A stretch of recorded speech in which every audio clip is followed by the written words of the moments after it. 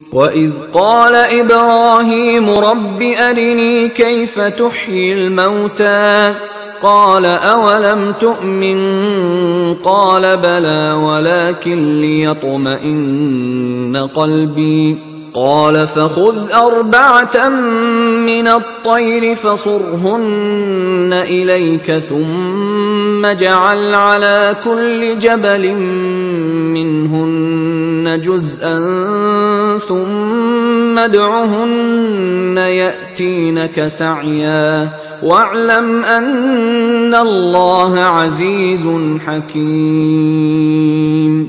اب اسی طرح کا ایک معاملہ حضرت ابراہیم کا مشاہدہ ہے۔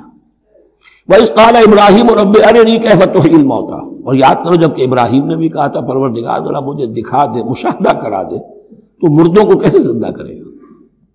قَالَ أَوَلَمْ تُؤْمِنْ، اللہ تعالیٰ کا سوال جو ہے بہت تیکھا ہے، تو کیا تم ایمان نہیں رکھتے؟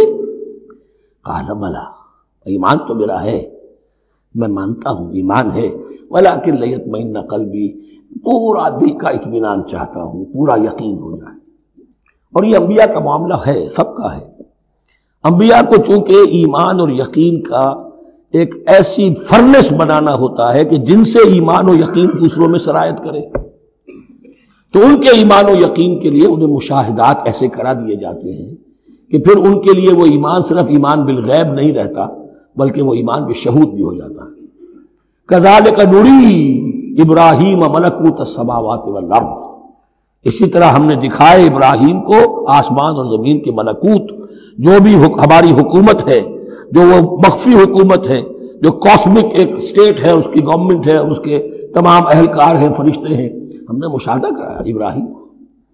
حضور کو اسی لیے شب معراج میں لے جایا گیا کہ ہر شے کو اپنی آنکھوں سے دیکھ لے، وہ یقین کامل پھر ہو جاتا ہے کہ جس میں کسی درجے میں بھی پھر تو یہ ہے کہ وہ خود ایک بھٹی بن جاتے ہیں ایمان اور یقین کی۔ قال بلا ولكن ليطمئن قلبي قال فخذ أربعة من الطير فصرهن إليك، تو فرمایا اچھا ٹھیک ہے، 4 پرندے لے لو، انہیں اپنے ساتھ ملا لو، ہلا لو کہ وہ تمہارے ساتھ تمہاری آواز سن کر آ جایا کریں۔ ثم اجعل على كل جبل منهن جزءا، پھر ان کے ٹکڑے کرو اور ہر پہاڑ پر ایک ایک ٹکڑا رکھ دو۔ تو جو تفسیر میں آتی ہیں یہ کہ ان میں سب کا سر علیحدہ کیے، ٹانگیں علیحدہ کی، پر علیحدہ کیے، دھڑ علیحدہ کیے، ایک پہاڑ پر چاروں سر رکھ دیے، ایک پہاڑ پر چاروں کے دھڑ رکھ دیے، ایک پہاڑ پر چاروں کے، اس طریقے سے مختلف اجزاء میں تقسیم کر دیا۔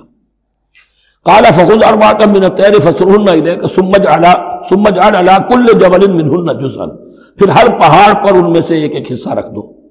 ثم ادعوهن، پھر ان کو ذرا پکارو، وہی سیٹی بجاؤ جو تم بجاتے تھے ان کو بلانے کے لیے۔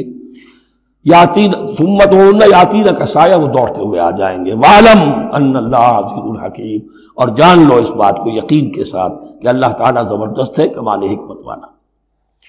اب